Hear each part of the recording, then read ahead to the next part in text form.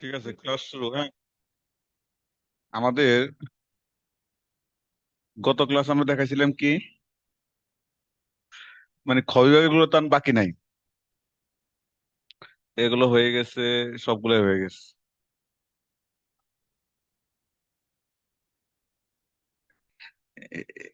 Steroid এটা বাকি আছে।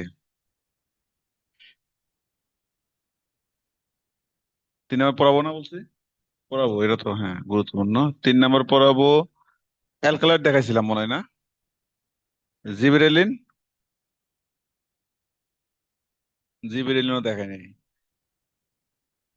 সায়ানোজেনিক গ্লাইকোসাইড, উদ্ভিদের সায়ানোজেনিক গ্লাইকোসাইডের বিস্তৃতি। আচ্ছা, যাই হোক, এই যে গ্লুকোজ ফ্রুক্টোজ আমাদের লাগবে না, তারপরে রেডি করে রাখছি।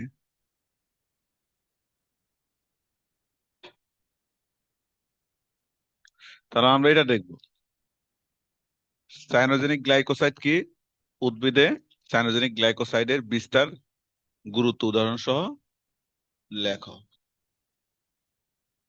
তাহলে এমনি তো বোঝা যায় যে, দেখো নাম থেকে, নামের মধ্যে কি আছে, গ্লাইকোসাইড আছে না? আমরা জানি গ্লাইকোসাইড একটা কি, বন্ধনের নাম। গ্লাইকোসাইড একটা কিসের নাম? বন্ধনের নাম। তাহলে যে গ্লাইকোসাইডিক বন্ধনী দ্বারা একটা শর্করা বিহীন অংশের সাথে আরেকটা যদি শর্করা, মানে কোন একটা শর্করা শর্করা বিহীন অংশের সাথে যুক্ত থাকে, তখন ওই যৌগকে আমরা কি বলি? গ্লাইকোসাইড বলি। মানে শর্করাবিহীন কোনো একটা অংশ শর্করার সাথে। হ্যাঁ, তাহলে ওই যে বন্ধনটা, ওই বন্ধনটাকে আমরা কি বলি? ওই যৌগ গ্লাইকোসাইড বলা হয়। এখন দেখা যায় যে কিছু কিছু এই যে গ্লাইকোসাইড, এই কিছু কিছু গ্লাইকোসাইডে সাইডকে যদি আমরা ভাঙি, ভাঙলে আমরা একটা বিষাক্ত টাইপের গ্যাস পাই, যেমন হাইড্রোজেন সায়ানাইড, HCl এর। তাহলে যদি যে গ্লাইকোসাইড গুলোকে আমরা যদি ভাঙি, মানে ভাঙা মানে কি, হাইড্রোলাইসিস করা, ভাঙা মানে কি হাইড্রোলাইসিস করা, তাহলে কতগুলো গ্লাইকোসাইড যখন হাইড্রোলাইসিস প্রক্রিয়ায় বিষাক্ত হাইড্রোজেন সায়ানাইড গ্যাস উৎপন্ন করে, তখন তাদেরকে আমরা কি বলবো? ওই ওই গ্লাইকোসাইড গুলোকে আমরা সায়ানোজেনিক গ্লাইকোসাইড বলি, মানে ওই যে হাইড্রোজেন সায়ানাইড থেকে সায়ানোজেনিক। আর বন্ধন যেহেতু যুক্ত ছিল ওরা গ্লাইকোসাইড বন্ধন দ্বারা, এজন্য হচ্ছে এটার নাম হচ্ছে গ্লাইকোসাইড। এটা, এখানে নাইট্রোজেনও থাকে, নাইট্রোজেন যুক্ত মানে বিপাকীয় বস্তু আর কি। এগুলো অ্যাডিশনাল কথা যতটুকু মনে থাকে, 110টা পরিবারের মধ্যে 60টা প্রজাতিতে মোট কয় ধরনের, 26 প্রজাতিতে বা 60 ধরনের। আর তুমি এটা দরকার নাই যে 111টি ফ্যামিলিতে যদি এটা মনে না থাকে, তাহলে 60 ধরনের সায়ানোজেনিক গ্লাইকোসাইড পাওয়া যায়। তার মানে দেখো, এই যে কথাগুলো আমরা বলছি, এটার মধ্যে তেমন কঠিন কিছু বলি নাই। আমরা বলছি যে একটা শর্করা, নন শর্করা যে বন্ধন দ্বারা যুক্ত হয়, তাদের ওই বন্ধনটাকে গ্লাইকোসাইড বলা হয়। আর এই গ্লাইকোসাইডকে যদি আমরা হাইড্রোলাইসিস করি, যদি আমরা হাইড্রোজেন সায়ানাইড পাই, তাহলে তাদেরকে সায়ানোজেনিক গ্লাইকোসাইড বলা হয়।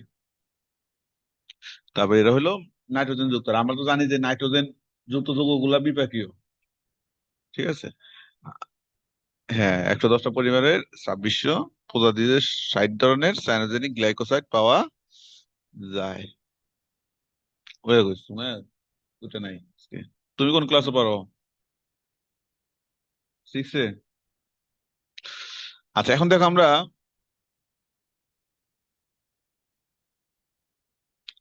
বৈশিষ্ট্য দেখি যে এর এর বৈশিষ্ট্য কিরকম, কারণ এটা তো বড় প্রশ্ন তো। এই যে দেখো, সায়ানোজেনিক গ্লাইকোসাইড কি, এর বিস্তার ও গুরুত্ব লেখো।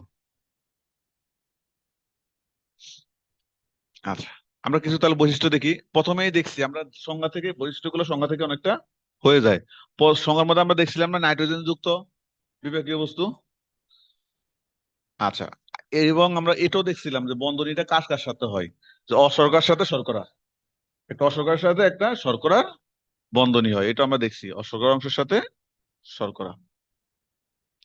এটা আমরা দেখছি যে সেখানে একটা গ্যাস উৎপন্ন হয়, হাইড্রোজেন সায়ান, না, নাইট্রোজেন তো বলছো, হাইড্রোজেন সায়ানাইড। আচ্ছা, আমরা যদি এই হাইড্রোজেন সায়ানাইড এদের মানে এই যে এদের উপস্থিতি প্রমাণ করতে চাই, বিশেষ করে এই সায়ানোজেনিক গ্লাইকোসাইড এই উপস্থিতি প্রমাণ করতে চাই যে পরীক্ষার মাধ্যমে, যে পেপারের মাধ্যমে, এটার নাম হলো কি, পিকটেট পেপার। এটা একটু মনে রাখবা।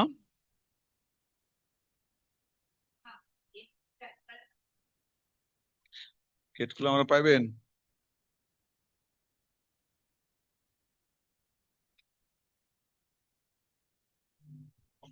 হ্যাঁ সবাই, হ্যাঁ আসসালাম।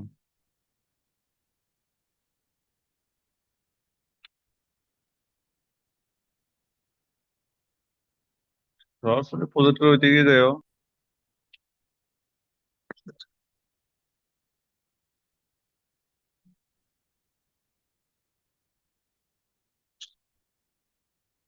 আচ্ছা ঠিক আছে। কিও যেমন হয়ে গেল কে?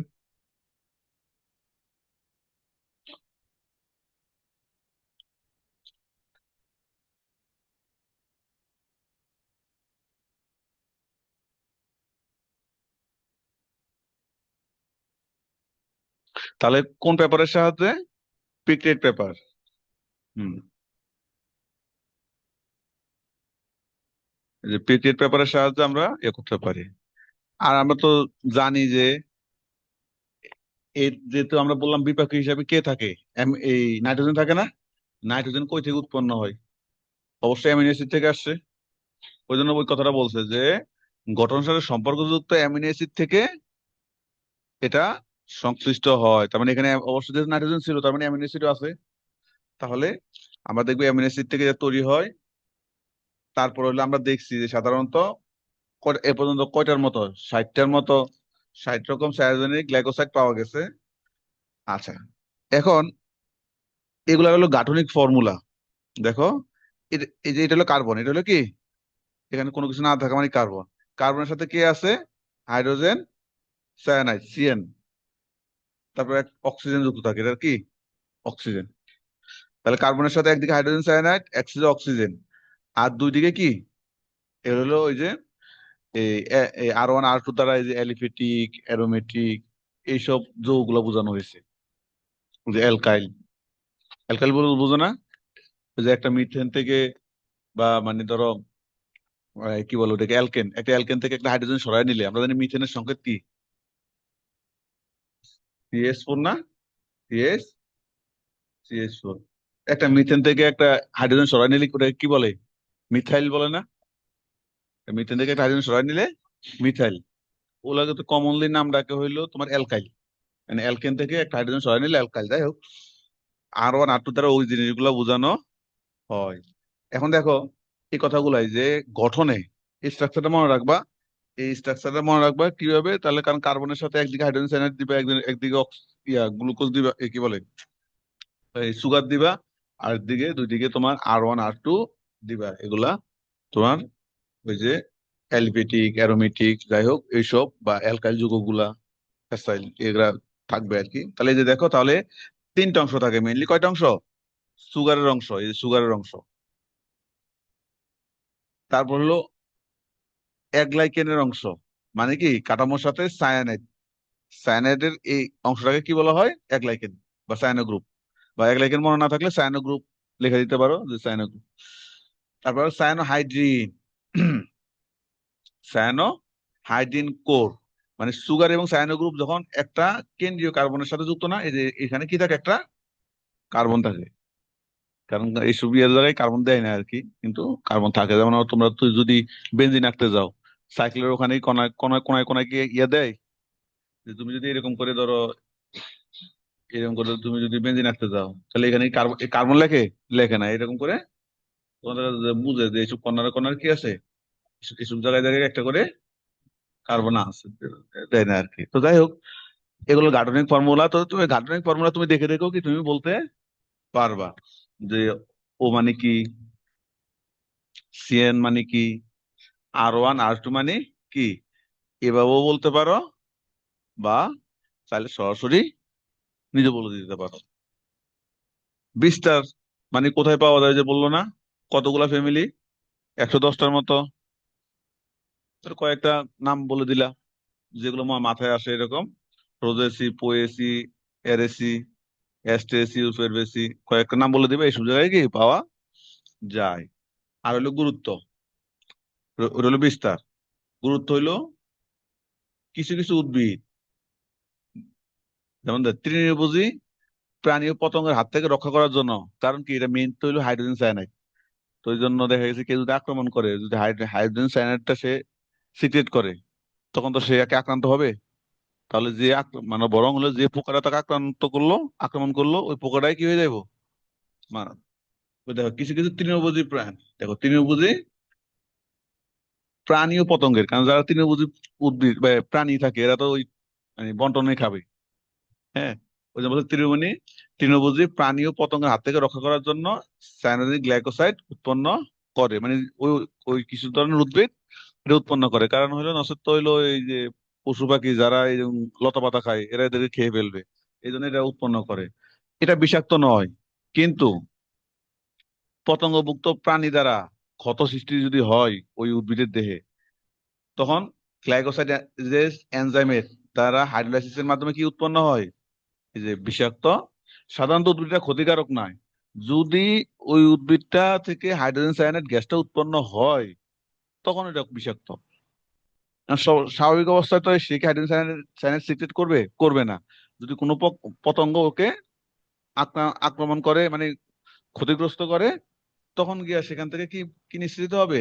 হাইড্রোজেন সায়ানাইড বিষাক্ত পদার্থ নিঃসৃত হয়, যা যা ওই প্রাণীর জন্য কি ক্ষতিকর।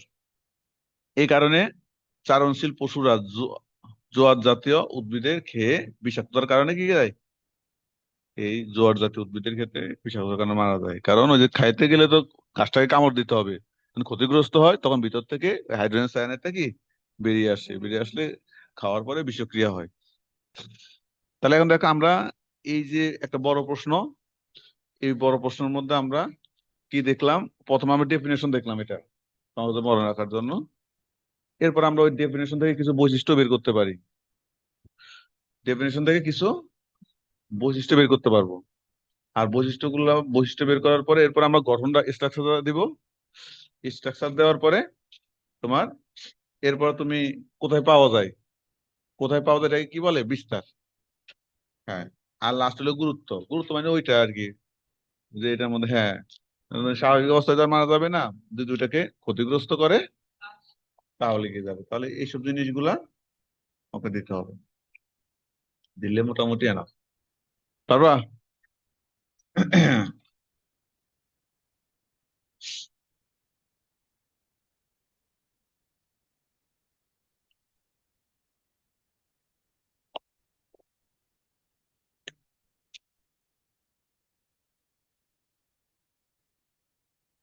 জিবেরেলিন এগুলো ওই যে ভিন্নভাবে বানাইতে গেলে একটু সময় লাগে।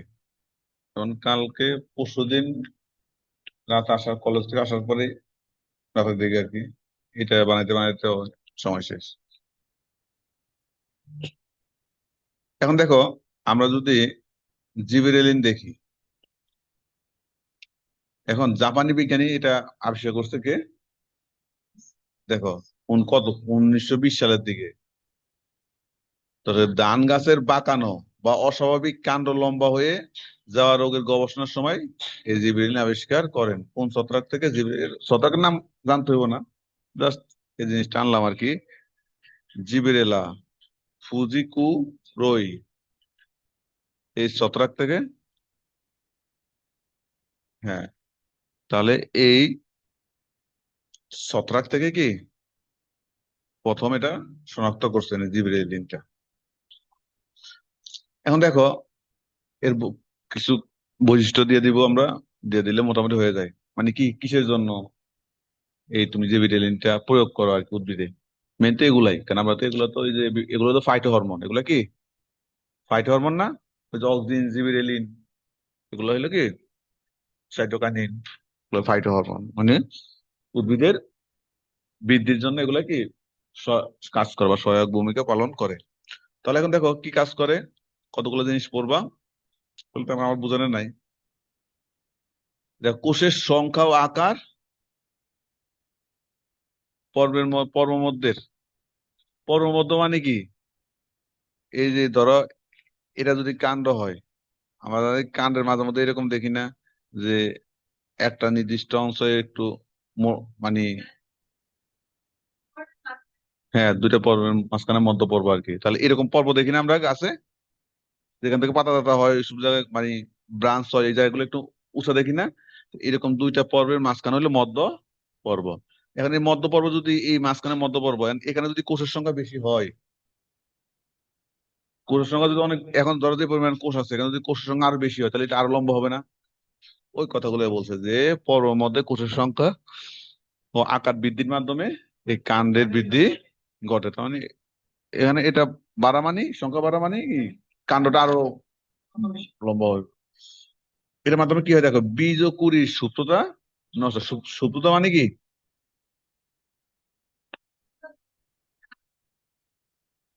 আবরণ, হ্যাঁ, অনেকটা আবরণকে বোঝায়। মানে আমরা তো জানি অনেক সময় কি হয়, বীজ কুড়ি এগুলা প্রতিকূল পরিবেশে যে নষ্ট হয়ে হয়ে যাওয়ার হাত থেকে রক্ষা রক্ষা পাওয়ার জন্য বাইরে প্রোটেকশন লেয়ার দিয়া নিজেকে রক্ষা করে আর কি।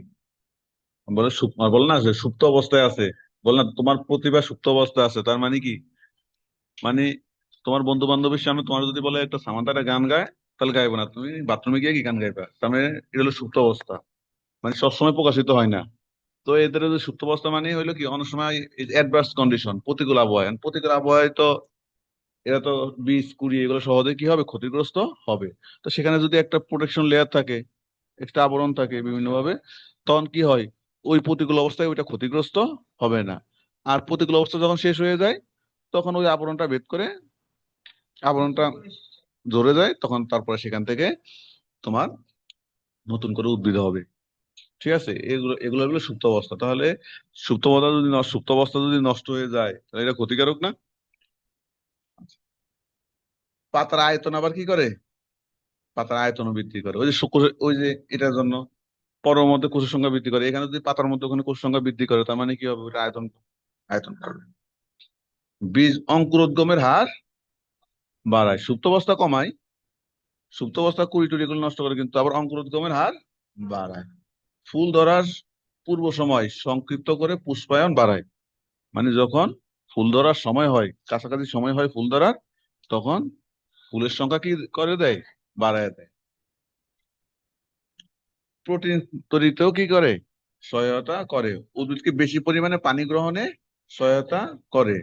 বংশগতিমূলক খর্বতা,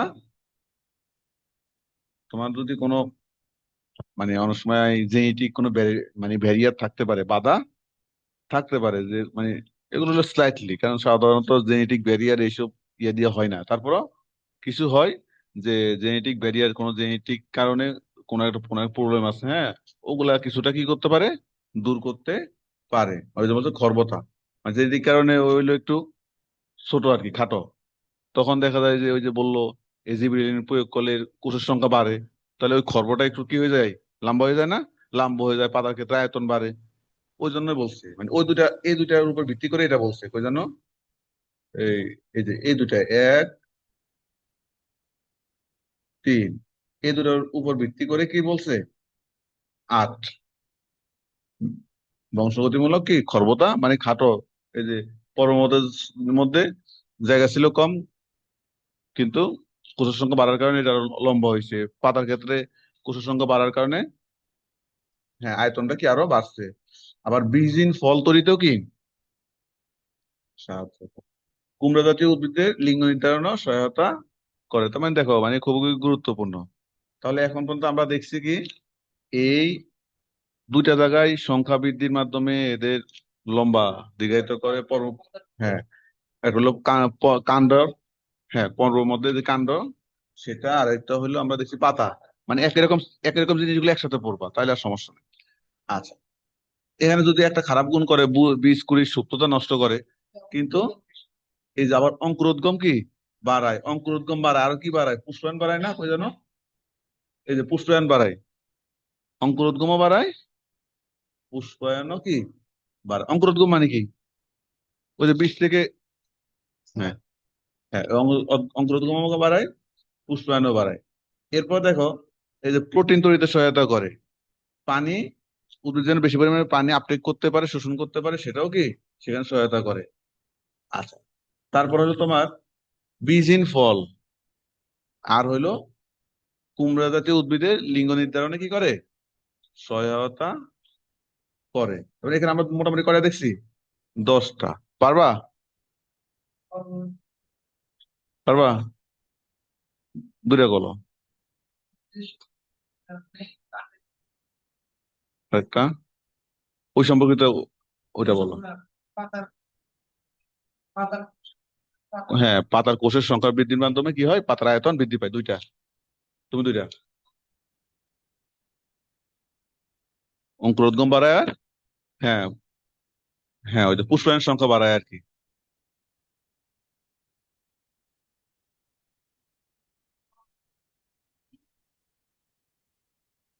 হ্যাঁ, বুঝি নাই।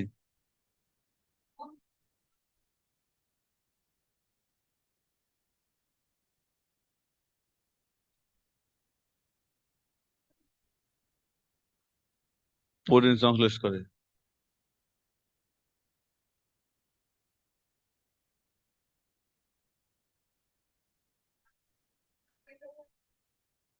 এই যে একটা ওই খালা কিনেছিল, বুয়া, ধারণে না, শোষণে।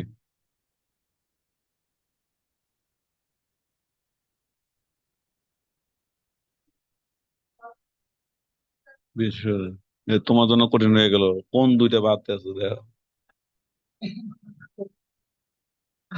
কোন দুইটা বাকি আছে।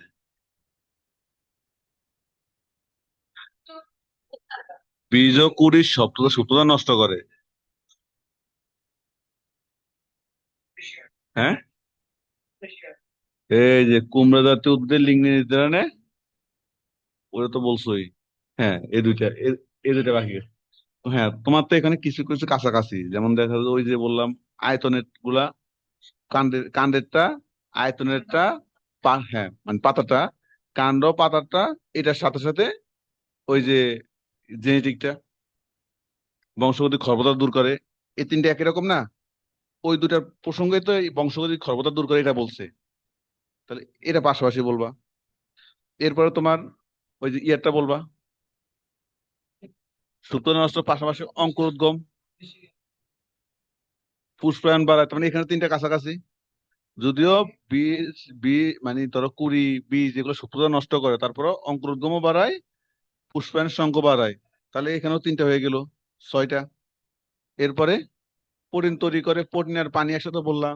পরিণ সংশ্লেষ করে পানি, উদ্ভিদ তো পানি কি তৈরি করে, পানি শোষণ করে। তো পানি শোষণও কি করে, সহায়তা করে। তাহলে এখানে 8টা হয়ে গেল, বাকি আছে মাত্র 2টা। বাকি আছে 2টা, যে কুমড়ারটা,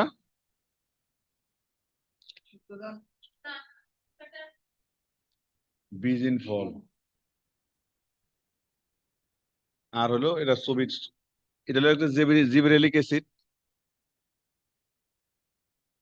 অ্যাসিডের ছবি প্র্যাকটিসটা করবা, কারণ এগুলা ভালোভাবে দিলে এইটুকু, ভালোভাবে দিলে একদম মানে পাঁচে পাঁচে দিবে, কম না। কারণ এখানে কিছু জিনিস গুগল থেকেও নিছি, নিয়ে টিয়ে তারপরে বানাইছি। হ্যাঁ, স্টেরয়েডস।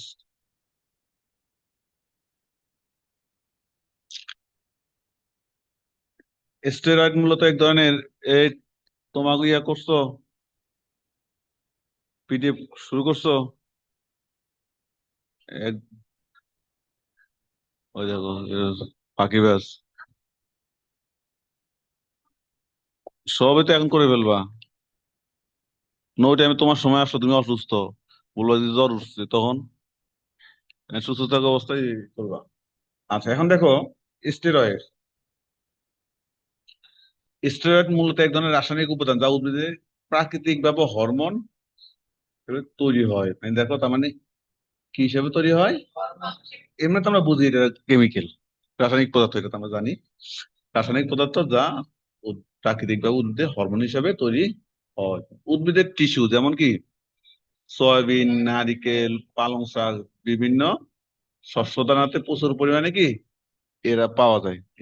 এটা একটা ফাইটো হরমোন, এই ফাইটো হরমোনটা কি পাওয়া যায়।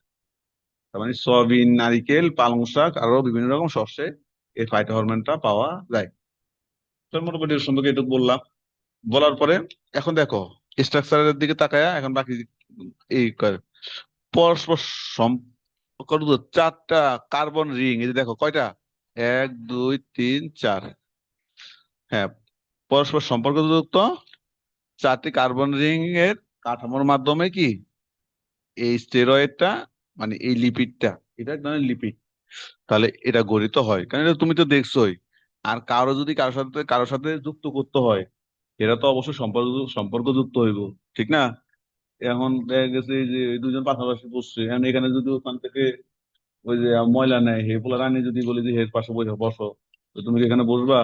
তুমি বসবা না। তার মানে পরস্পর সম্পর্ক যুক্ত না হলে কি এভাবে সংযুক্ত করা কি যাবে না। আচ্ছা, তাহলে তার মানে এরা এক ধরনের, এরও কি লিপিড, এরা কি লিপিড বা ফাইটো ফাইটো হরমোন, মানে কার্যকারিতার ভিত্তিতে আমরা বলবো কি ফাইটো হরমোন। এই যে বললাম না, এটা হরমোন, ফাইটো হরমোন আর কি। এরপর দেখো বিভিন্ন ধরনের স্টেরয়েডের রিং এর কাঠামোর সাথে নানা রকম যৌগ, এই যে এইসব জায়গায় কি এগুলো তো আমরা তো দেখাই নাই যে কি কে আছে কি আমরা তো জানি যে এখানে যে কার্বন, সব জায়গায় যে কার্বনের কয়টা করে হাত থাকে, 4টা, and ওই হাতে অন্য কেউ যুক্ত আছে আমরা কি জানি? জানি। এটা হলো একটা বেসিক একটা, এখানে তুমি এরকম স্টেরয়েড তো অনেক আছে, তুমি ওই যে বইতে বইতে তেমন মনে হয় নাই, নিচে চার্জ দিয়ে দেখবে স্টেরয়েডের অভাব নাই। এইসব জায়গায় বিভিন্ন জিনিস, অনেক জিনিস যুক্ত হয়। আমরা যেটা দেখলাম এটা হলো কমন স্ট্রাকচার একটা, এটা হলো কি একটা কমন স্ট্রাকচার, অনেক জিনিস যুক্ত হইতে পারে। ওই কথা বলছে যে বিভিন্ন ধরনের স্টেরয়েডের রিং এর কাঠামোর সাথে কি বিভিন্ন রকম যৌগ যুক্ত থাকে, এগুলোর সাথে বিভিন্ন রকম যৌগ যুক্ত থাকে। এরপর বলছে কি 10 ও 13 নং কার্বনে, 10 নাম্বার কোনটা এখান থেকে শুরু হইলে, এই যে 10 ও 13 নাম্বার কার্বনে মিথাইল গ্রুপের উপস্থিতি দ্বারা প্রায় একই ধরনের কাঠামোযুক্ত কতিপয় টারপিনয়েডস থেকে স্টেরয়েডের পার্থক্য নির্ণয় করা যায়। তার মানে ওখানে যদি থাকে মিথাইল গ্রুপ ও টারপিনয়েডস, তার মানে এই যে মিথাইল গ্রুপটা কত নাম্বারে থাকবে, 10 এবং 13। আবার অধিকাংশ স্টেরয়েড অ্যালকোহল ধর্মের, আমরা দেখলাম লিপিডও বৃহদাকার। আবার হলো কি অ্যালকোহলের, অধিকাংশই হলো কি অ্যালকোহল হয়। আবার সকল যৌন হরমোন অ্যাড্রেনাল গ্রন্থি থেকে নিঃসৃত কয়টি কোস্টেরয়েড হরমোন এবং কোলেস্টেরল, এগুলো হলো কি এর উদাহরণ। তার মানে আমরা দেখো এগুলা সম্পর্কে এমন জিনিস যে তুমি চাইলে যে 2 লাইন বেশি বানায় লিখবা, হ্যাঁ পারবা না।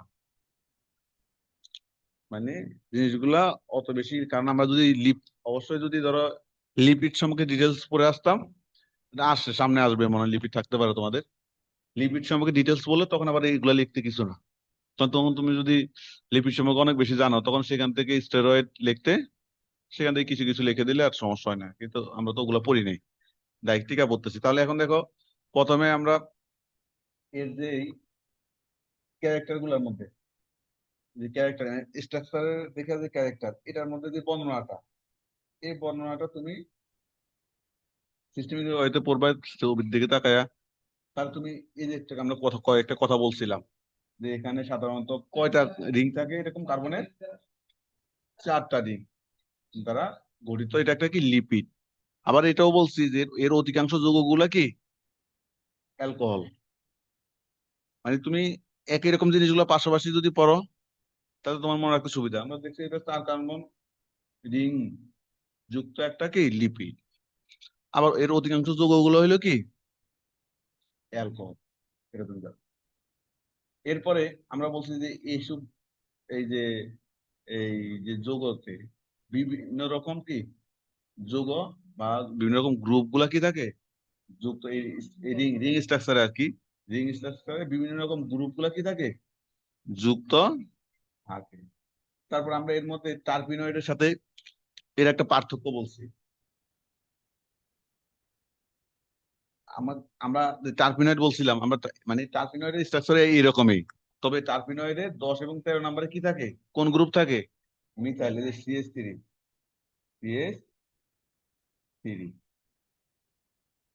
বলছে। এটা হলো একটা পার্থক্য করে আর কি, কার মধ্যে, এই স্টেরয়েডের সাথে ওই টারপিনের। টার্পিনয়েডে এই জিনিসগুলা থাকে।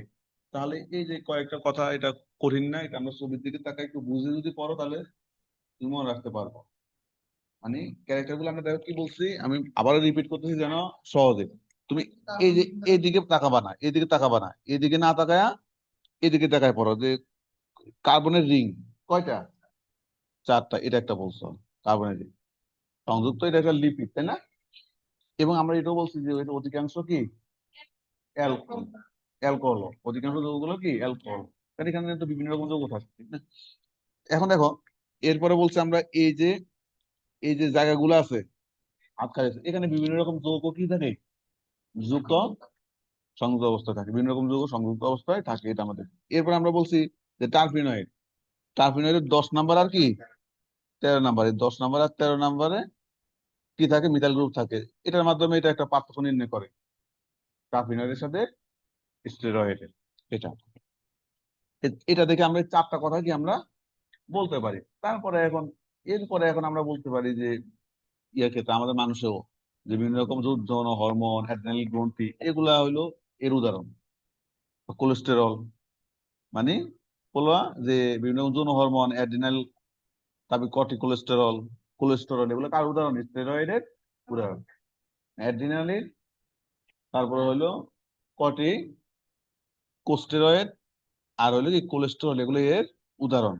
আর আমরা এর আগে বলছিলাম যে এক ধরনের রাসায়নিক পদার্থ যা সাধারণত আমরা জানি যে হরমোন হিসাবে, কারণ আমরা তো বলছি যে এটা পাইট হরমোন, এটা এক ধরনের কি পাইট হরমোন পাওয়া যায়। যেমন হলো কোনটা, সয়াবিন, নারিকেল, পালং শাক, এইসব শস্য এটা প্রচুর পরিমাণে কি পাওয়া যায়। এটা কি ছোট বেশি?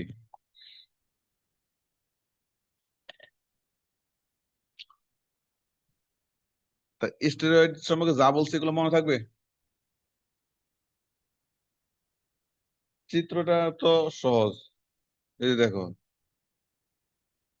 চিত্রটা তো সহজ। প্রথমে হইলো এই যে বেঞ্জিনটা তো আঁকতে পারো, তাই না? বেঞ্জিন আঁকতে পারো না, এরকম। তাহলে প্রথম এরকম দিয়া, হ্যাঁ, মানে এই যে প্রথমে দুইটা পাশাপাশি আঁকবা, দুইটা বেঞ্জিন এরকম কি এরকম তুমি পাশাপাশি আঁকবা, কারণ এই যে দেখো দুইটা হলো পাশাপাশি যুক্ত হয়েছে। আবার দুইটা হইলো উপর আঁকবা, এই যে দেখো না, আবার বা তুমি, হ্যাঁ এই যে এটার সাথে, হ্যাঁ এই যে এটার সাথে মিলে এখন কি এই যে এখানে তো আরেকটা আঁকবা, এখানে কি আরেকটা আঁকবা, আঁকার পরে এখন তুমি এই যে এটার সাথে লম্বা করে দাগ দাও, লম্বা করে দাগ দাও, এখানে একটা আঁকলা, আবার এটার সাথে লম্বা পাশে একটা আঁকলা, তাহলে একটা লম্বা দাগ দাও, লম্বা দাগ দাও। তো আর তো কিছু না, এটা রাখি না আর কি, ঠিক আছে? এই তো, মানে প্রথমে পাশাপাশি দুইটা আঁকবা, এর এটার উপরে একটা সম্পূর্ণ করবা, সম্পূর্ণ করার পরে ওর পাশে আরেকটা এঁকে দিবে, তাহলে তো হয়ে যায়। আর কিন্তু এভাবে আঁকবা, কিন্তু ওই যে তুমি নিচে এক সিরিয়ালে দুইটা আঁকলা, উপরে একটু দুইটা আঁকলা, তাহলে কিন্তু আবার এই যে বন্ধনটা অ্যাডজাস্ট হওয়া লাগবে না, বন্ধন কি অ্যাডজাস্ট হওয়া লাগবে, তাহলে আবার অ্যাডজাস্ট হবে না, কেমন যুক্ত করবা, ওই জন্য এই বেটার এটারই পরবর্তীটার একটা বন্ধন হিসাবে নিবা, বাহু হিসাবে নিবা, নিয়ে এখানে এঁকে দিবা, একে পাশাপাশি, এই যে তুমি এদিকে তাকাইলে বুঝবা, এর সাথে ইয়ে করে পর আবার পাশাপাশি, ঠিক আছে? এটা কঠিন কিছু না, একদম সহজ পড়া। তাহলে আমরা দেখলাম এই যে এরা এরা হলো কি ধরনের পদার্থ, রাসায়নিক, রাসায়নিক এবং হরমোন, ফাইটো হরমোন এবং ফাইটো হরমোন সাধারণত কোথায় পাওয়া যায়, এবং বিভিন্ন রকম শস্য পাওয়া যায়। তারপর আমরা এর ইয়া দেখছি, বৈশিষ্ট্য দেখছি। বৈশিষ্ট্য 1 নাম্বার কি দেখছিলাম ছবি দেখা, তার কার্বন না, কার্বন রিং,